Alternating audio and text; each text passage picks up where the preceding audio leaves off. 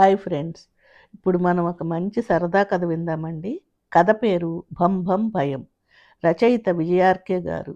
ఇక కథలోకి వెళ్తే, భలేరావు వంక మిసెస్ భలేరావు ఆశ్చర్యంగా, కాసింత అపనమ్మకంగా, మరి కాసింత అనుమానంగా చూసింది. వాళ్ళ పెళ్ళై పట్టుమని 25 రోజులు కూడా కాలేదు. మొదటిసారి భర్తతో సినిమాకి బయలుదేరింది. మన ఇద్దరం కలిసి సినిమాకి ఫస్ట్ టైం బయలుదేరుతున్నాం అని భలేరావు అనౌన్స్ చేయగానే భలే థ్రిల్ అయింది మిసెస్ భలేరావు. ఏం సినిమా అండి? ఊహించు చూద్దాం. నీకోసం, నువ్వు లేక నేను లేను, ప్రేమించుకుందాంరా, ఇలా ఏ రొమాంటిక్ సినిమానో అనుకున్న మిసెస్ భలేరావుకి అన్నింటికీ నో అనే ఆన్సర్ వచ్చింది. పెళ్ళైన తర్వాత తన భర్త తనను తీసుకువెళ్ళే మొదటి సినిమా భూత. మొదటిసారి భర్త కారణంగా రామ్ గోపాల్ వర్మని ముంబైకి వినపడేలా తిట్టాలనుకుంది. భూత? కాసింత అనుమానంగా అడిగింది మిసెస్ భలేరావు. యా యా అన్నాడు భార్య వంక చూసి. కానీ భార్యలో తననుకున్న ఎక్స్ప్రెషన్కి బదులు మరో ఎక్స్ప్రెషన్ వచ్చింది. తాను ఎక్స్పెక్ట్ చేసింది వేరు, భార్య క్యారీ చేసింది వేరు. అసలు భలేరావు మిసెస్ భలేరావు నుంచి ఏం ఎక్స్పెక్ట్ చేశాడు? ఏ ఎక్స్ప్రెషన్ చూడాలనుకున్నాడు? అసలు భలేరావు ఎందుకు భార్యని భూత్ సినిమాకి తీసుకువెళ్తున్నాడు అంటే, కొందరికి హాబీలు ఉంటాయి, మరికొందరికి ఫోబియాలు ఉంటాయి. భలేరావుకు ఇగోబియా ఉంది. భలేరావు అదొక టైపు. అతనికి భయపడే భార్య అంటే ఇష్టం. తన భార్యలో భయాన్ని చూడాలి. అర్ధరాత్రి వర్షం వచ్చినా, పిడుగుపడ్డా వెంటనే భయంగా కళ్ళు మూసుకొని తనను వాటేసుకోవాలి.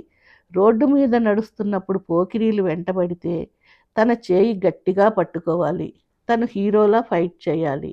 తను ఆఫీస్కి వెళ్ళాక అప్పుడప్పుడు ఫోన్ చేసి, ఏమండి భయమేస్తుంది, త్వరగా ఇంటికి రండి అనాలి. తను ఆఫీస్ పని మీద క్యాంపులకు వెళ్తానంటే తనను గట్టిగా పట్టుకొని, మీరు లేకపోతే నాకు భయం, ఒంటరిగా ఉండలేను అనాలి. ప్రతి నిమిషం భార్య కళ్ళల్లో భయాన్ని చూడాలి. అప్పుడెప్పుడో ఎవరో బావ కళ్ళల్లో ఆనందాన్ని చూడాలి అన్నట్టన్నమాట.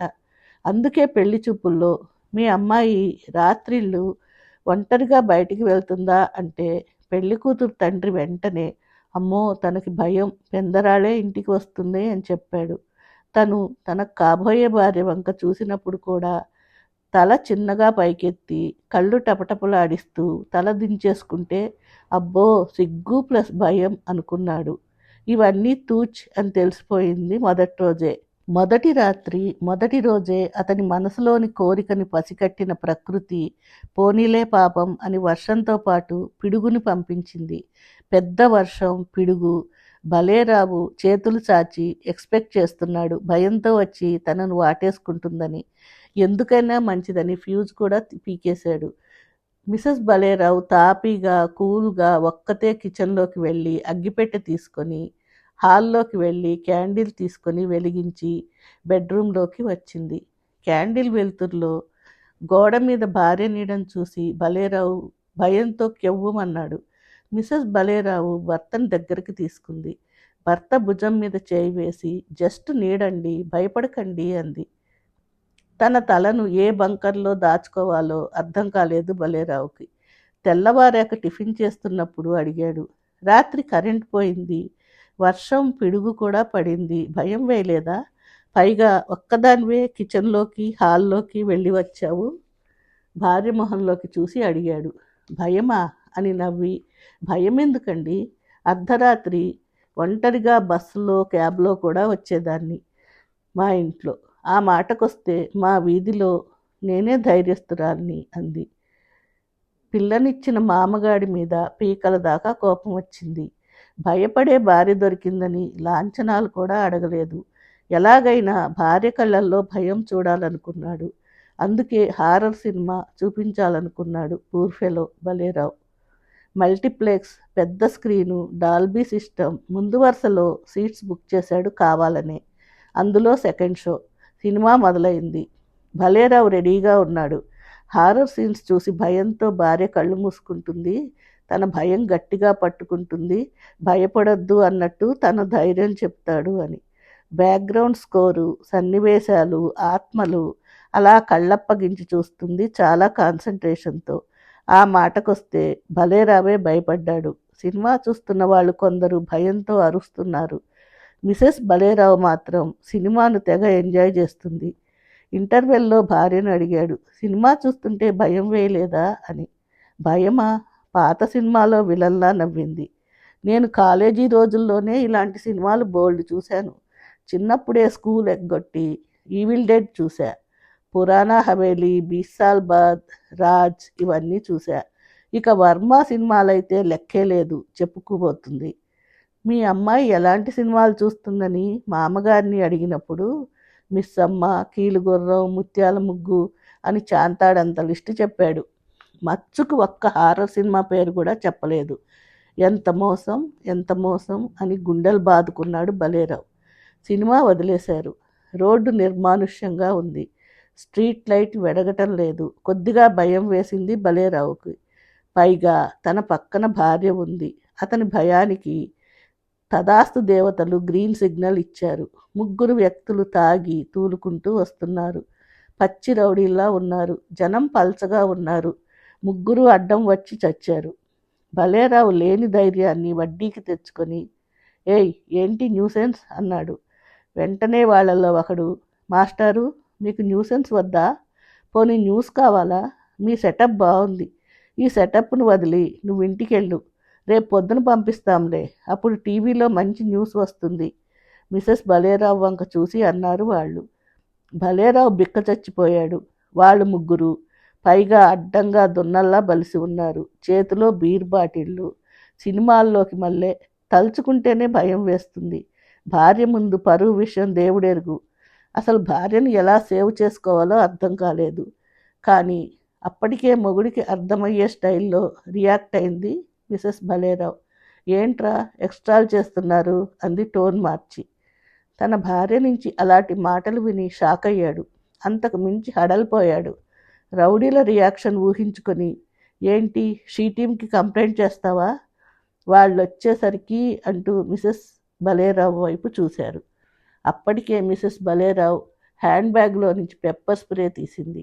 వాళ్ళ మొహాల మీద కళ్ళ మీద పెప్పర్ స్ప్రే చేసింది. కొంగు బిగించి పిడికిళ్ళు బిగించి యా ఊ అంటూ వాళ్ళ మొహాలను పచ్చడి చేసింది. రౌడీల్లో ఒకడి చేతిలో బీర్ బాటిల్ తీసుకొని వాడి నెత్తి మీదే ఒక్కటిచ్చింది. Beer bottle ముక్కలైంది. వాడి తల పచ్చడైంది. అంతే, క్షణాల్లో ఫీల్డ్ క్లియర్ అయిపోయింది. ముగ్గురు పరుగు పందెం మొదలుపెట్టారు. భలేరావుకి గుండెదడ తగ్గలేదు. ఈసారి రౌడీలను కాదు, తన భార్యను చూసి భయమేసింది భలేరావుకి. ఇంటికెళ్ళగానే భార్య ఒళ్ళో తలపెట్టి భోరు భోరున ఏడ్చేశాడు. వా వా వా అని. ఏమైందండి అంటూ భర్త జుట్టులో వేళ్లు పోరిచ్చి గోముగా గోకి అడిగింది. మీ నాన్న నువ్వు నన్ను మోసం చేశారు ఏడుస్తూనే చెప్పాడు భలేరావు. మోసమా? హౌ అని అడిగింది మిసెస్ భలేరావు. నీకసలు భయమే లేదు. నాకేమో భయపడే భార్య కావాలి. అమాయకత్వాన్ని మిక్సీలో వేసి పేస్ట్ చేసి చెప్పాడు తన మనసులోని మాటని. విషయం షార్ట్ బై షార్ట్ అర్థమైంది మిసెస్ భలేరావుకి. పొద్దున్నే కోడి కొక్కరకో అలారం వినిపించకముందే కెవ్వుమన్న సైరన్ లాంటి కేక వినిపించింది. భయాన్ని, ఎదుటివారు భయపడటాన్ని ఇష్టపడే భలేరావు భయంతో బాత్రూంలోకి పరిగెత్తాడు. అక్కడ సబ్బు మీద కాలు వేసి జర్రున జారి స్పృహ తప్పి పడిపోయి ఉంది మిసెస్ భలేరావు. లేడీ డాక్టర్ వచ్చింది. గదిలోకి వెళ్ళింది. లోపల మిసెస్ భలేరావుని పరీక్ష చేసింది. బయట పిచ్చ టెన్షన్తో భలేరావు వెయిటింగ్. డాక్టర్ బయటకు వచ్చింది, లోపలికి వెళ్ళింది, బయటకు వచ్చింది, లోపలికి వెళ్ళింది. ఈసారి బయటకు వచ్చింది కానీ లోపలికి వెళ్ళలేదు. సీరియస్గా భలేరావు వైపు చూసింది. సారీ, మీ మిసెస్ తలకు బలమైన గాయం తగిలింది. దాంతో షార్ట్ టైం మెమరీ లాస్ అవుతుంది. అంటే గజనీలో సూర్య టైపా అడిగాడు భలేరావు.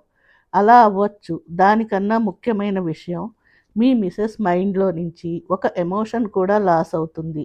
అది కోపం, బాధ, ఏడుపు, భయం ఏదైనా కావచ్చు చెప్పింది సీరియస్గా కళ్ళజోడు సవరించుకొని. మెమరీ లాస్ విన్నాను కానీ ఎమోషన్ లాస్ వినలేదు డాక్టర్ అన్నాడు భలేరావు. నేను మాత్రం విని చచ్చానా అనబోయి కంట్రోల్ చేసుకొని, ఇది అరుదైన లక్షణం, సో బీ కేర్ఫుల్ చెప్పింది ఫీజు తీసుకొని వెళ్ళిపోతూ. మొదటిసారి భయపడుతూ బెడ్రూంలోకి అడుగుపెట్టాడు. కళ్ళు తెరిచి గోడకేసి చూసి గట్టిగా ఫైర్ ఇంజన్లా అరిచి బలేరావు చొక్కాను చించినంత పని చేసింది. ఏమైంది? తడుచుకొని అడిగాడు బలేరావు. గోడ మీద బల్లిని చూపించింది మిసెస్ బలేరావు. శుభమా అని ఆఫీస్కి బయలుదేరుతుంటే పెద్దగా అరిచొచ్చి బలేరావు కొత్త చొక్కాని నలిపేసింది. ఏమైంది? మళ్ళీ వాట్ హ్యాపెండ్ అన్నాడు బలేరావు.